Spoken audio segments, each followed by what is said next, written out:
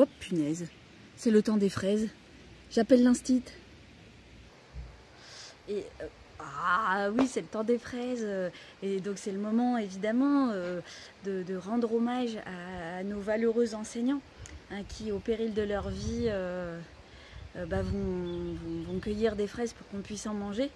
Ce qui est quand même vraiment, enfin je pense qu'on peut vraiment les applaudir. Voilà, c'est pas comme ces pleurnichards de la fonction publique hospitalière, toujours en train de pleurnicher. S'ils pouvaient se rendre un petit peu utile. Voilà.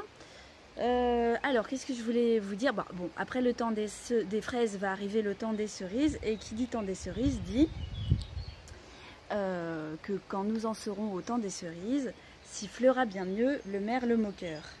Et c'est cette chanson donc de Jean-Baptiste Clément, qui était en fait un poème, une chanson d'amour. Enfin, il n'avait pas particulièrement ni de connotation politique à sa chanson. Et en fait, cette chanson a beaucoup de succès. Et lui, il va être... il a participé aux barricades, il s'exile, hein, puisque donc sinon il va se faire fusiller. Et puis quand il revient d'exil, il a la surprise de voir qu'en fait sa chanson était dans toutes les bouches et est devenue une espèce d'hymne de la commune. Et donc on va parler de ça aujourd'hui, de la commune de Paris. Et donc qui a eu lieu à partir de 1870 jusqu'en 1871 et qui à la fois s'ancre dans le passé révolutionnaire de la France et vraiment rétablit à la fois rétablit le calendrier révolutionnaire et donc considère que c'est l'an 1 de la République et à la fois enfin à partir de l'an 1 de la République et à la fois prend le drapeau rouge. Enfin voilà, donc il y a vraiment toute la suite de révolution depuis 1789 en France qui est au cœur du mouvement de la Commune. Et puis c'est aussi le point de départ des révolutions du XXe siècle, des révolutions socialistes, puisque Lénine fait référence à la Commune, la révolution de 1936 en Espagne fait référence à la Commune, et donc c'est un point d'appui consensuel chez les révolutionnaires, ce moment-là communard. Alors comment ça a commencé? Ça a commencé direct par une révolution. Le 2 septembre 1870, Napoléon III, l'empereur, a une lourde défaite à Sedan et Paris est encerclé. Et donc le 4 septembre, la foule qui s'est révoltée contre toutes ces privations et tous ces problèmes qui ont mené à une défaite, prend l'hôtel de ville et abolit l'Empire et installe un gouvernement provisoire. Alors c'est donc une forme de patriotisme, un patriotisme républicain très affirmé, qui va continuer à mener une guerre de façon un peu désespérée contre la Prusse, mais avec des moments qui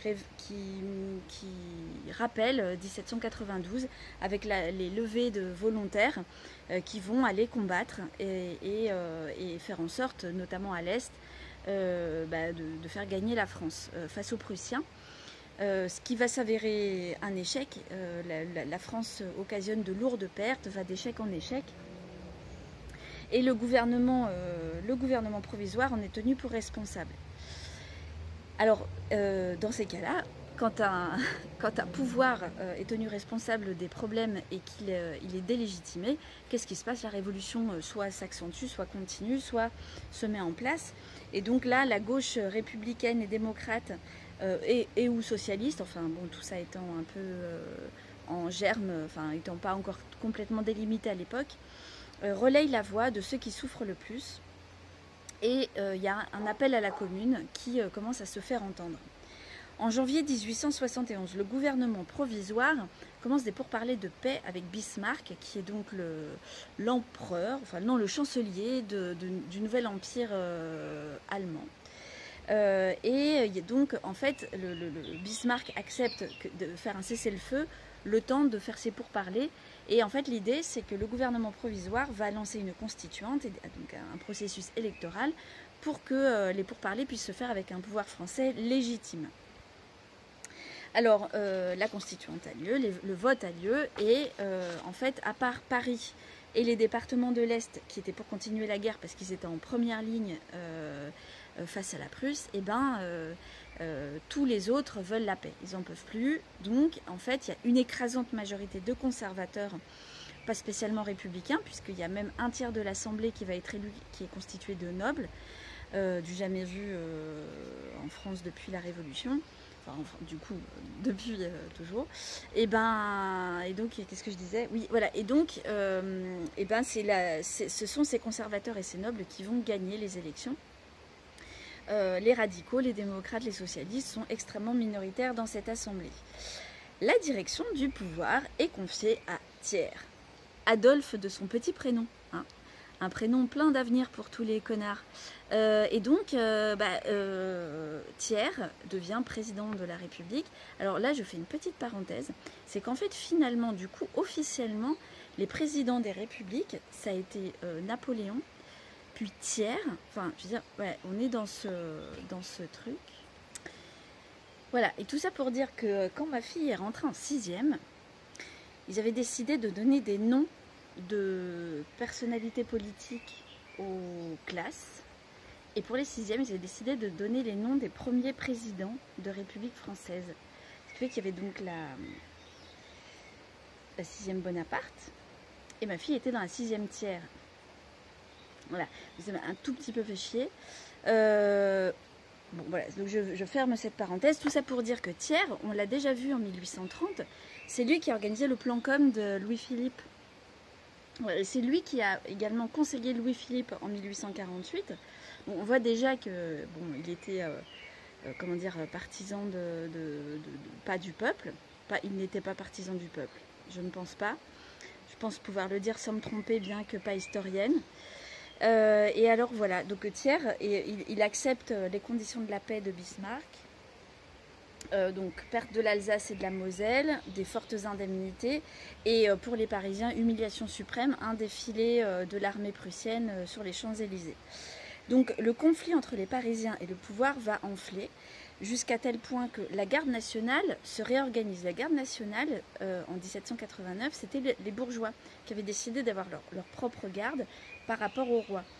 Elle est toujours organisée par la bourgeoisie, mais elle est fortement influencée par le mouvement sans culotte dont l'esprit a continué à perdurer.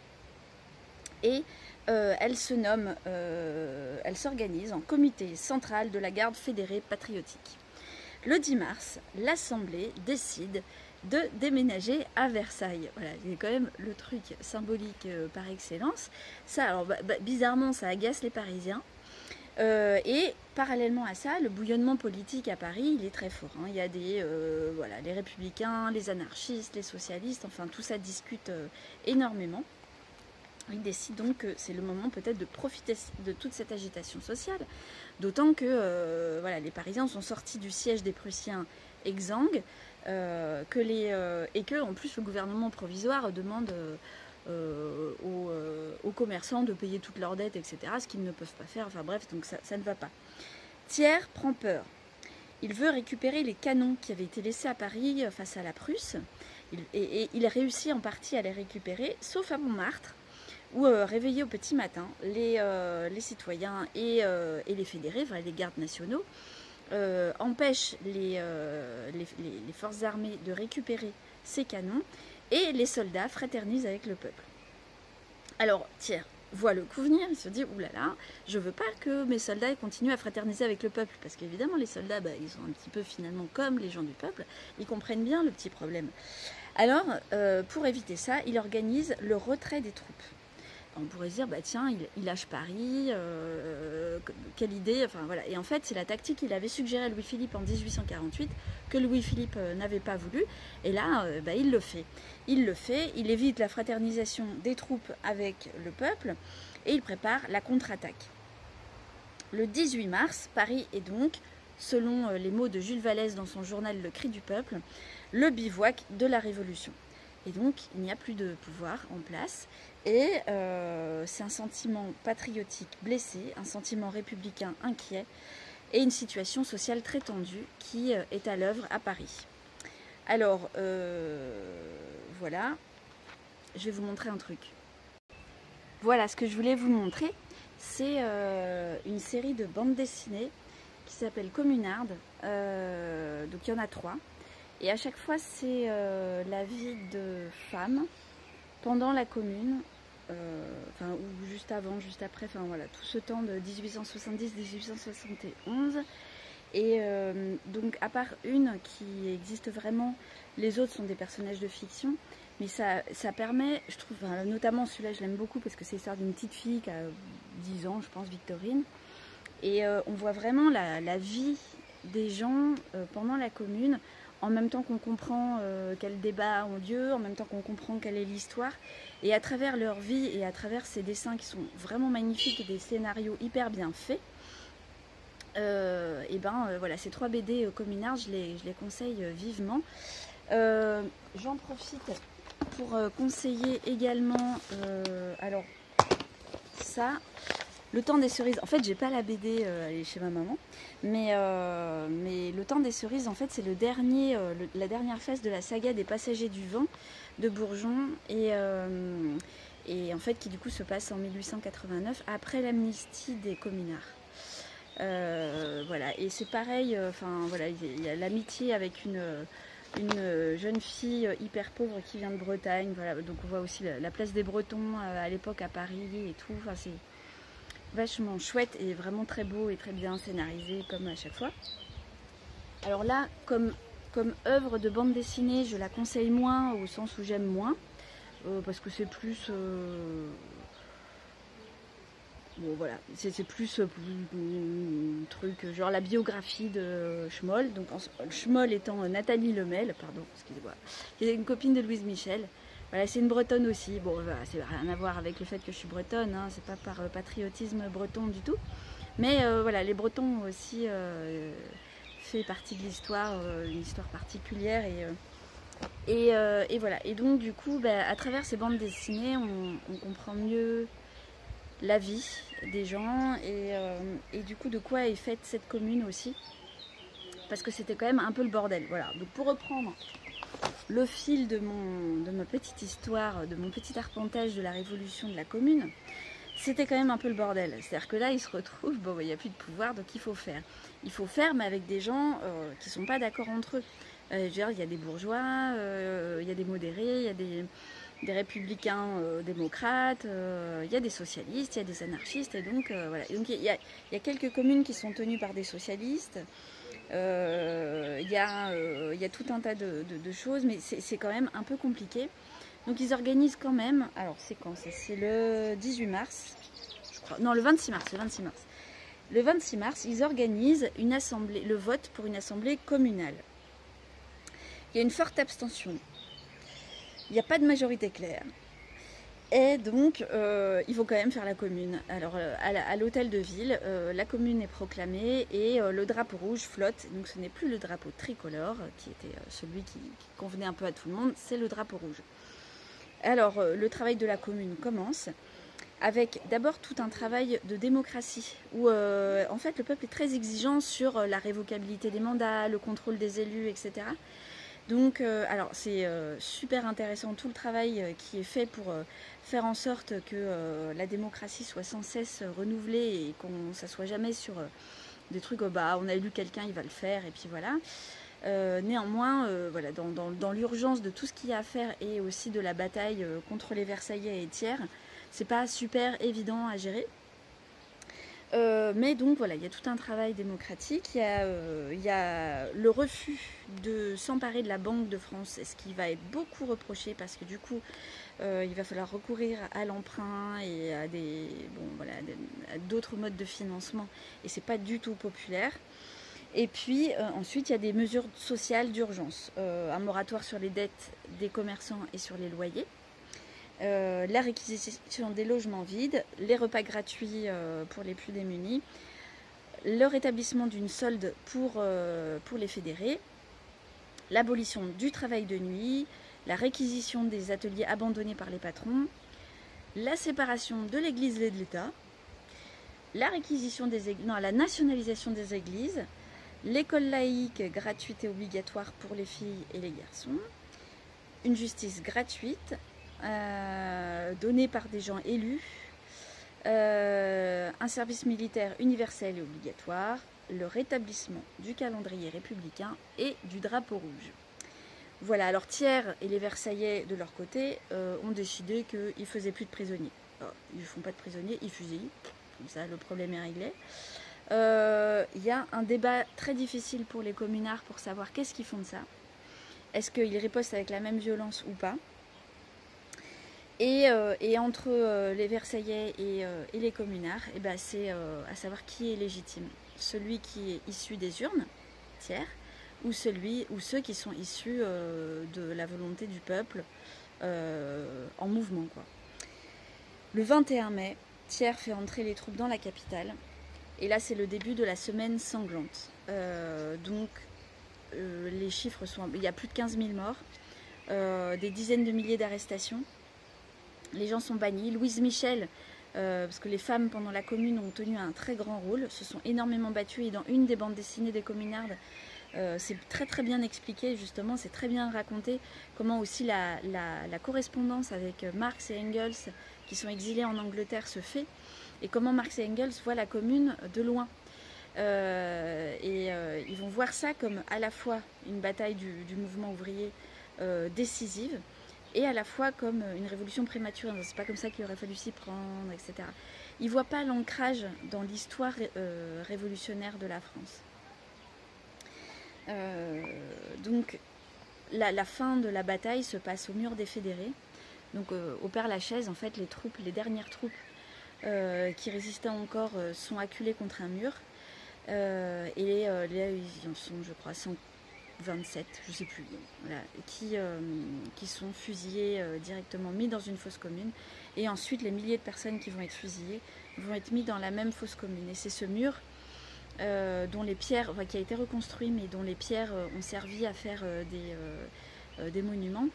Ce mur où on va régulièrement commémorer les morts, mais surtout la Commune, et l'espoir qu'elle a fait vivre, et le message qu'on veut continuer à faire vivre. Alors je voudrais quand même terminer par une chanson, puisqu'on a commencé par Le Temps des Cerises. J'aimerais bien finir par l'Internationale. Donc Eugène Pottier était un communard, il est un chansonnier, il a composé son poème. Pendant la semaine sanglante, il était caché, et puis ensuite il s'est exilé pendant des années, jusqu'à temps que les communards soient amnistiés. Et là, il est rentré en France, et peu de temps après, il est mort, mais son poème avait eu du succès, suffisamment pour que la chorale du Parti ouvrier de Lille, je crois, enfin je ne me rappelle plus le nom, décide de le mettre en musique. Et donc c'est Pierre Deguetter qui en 1888 va le mettre en musique.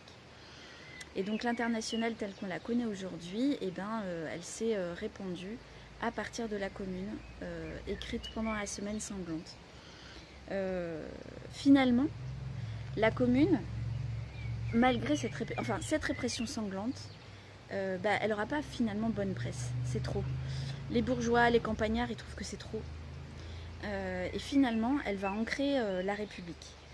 Et finalement, beaucoup de mesures qui étaient préconisées par la Commune vont être mises en place petit à petit par les républicains. Et donc ça, c'est le recul qu'on peut avoir aujourd'hui. Mais en 1936, quand les révolutionnaires brandissaient le drapeau rouge en souvenir de la Commune, c'était aussi noir, parce que Louise Michel, exilée à Cayenne, elle avait dit que la Commune, c'était un drapeau noir pour le deuil. Voilà, rouge et noir, c'est la fin de l'histoire. Allez, à bientôt.